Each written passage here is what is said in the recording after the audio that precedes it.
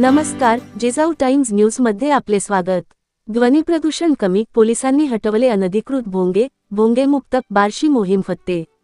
आता बातमी पाहू विस्ताराने। सर्वोच्च न्यायालयाच्या मार्गदर्शक सूचनांनुसार धार्मिक स्थळांवरील ध्वनिक्षेपक भोंगे काढून टाकण्याच्या अनुषंगाने बार्शी शहर पोलिसांनी शहरात विशेष मोहीम राबवून अनधिकृत भोंगे हटविले आहेत।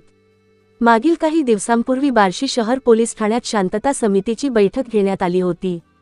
या बैठकीत सर्व धर्मीय प्रार्थनास्थळांवरील भोंगे काढण्याबाबत मार्गदर्शन व सूचना देण्यात आल्या होत्या। त्यानुसार दिनांक 22 फेब्रुवारी 2026 रोजी शहरात तणाव निर्माण झाल्याच्या पार्श्वभूमीवर पोलीस अधीक्षक अतुल कुलकर्णी यांनी शांतता समितीची बैठक घेऊन धार्मिक स्थळांवरील भोंगे हटविण्याचे निर्देश दिले होते।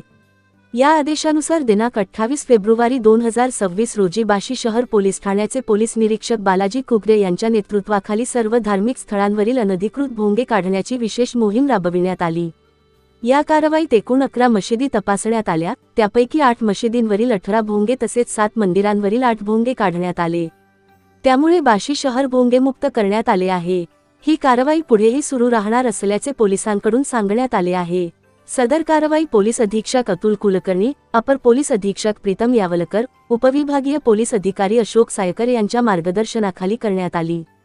या मोहिमेत पोलीस निरीक्षक बालाजी कुगरे, सहाय्यक पोलीस निरीक्षक दत्तात्रय दोरे, पोलीस हवालदार महेश गळटे, पोलीस हवालदार सोनम जगताप तसेच रोजी पोलीस अंमलदार अजित वरपे यांच्यासह पोलीस कर्मचारी सहभागी झाले होते। या खास आढाव्यासाठी जिजाऊ टाइम्स न्यूज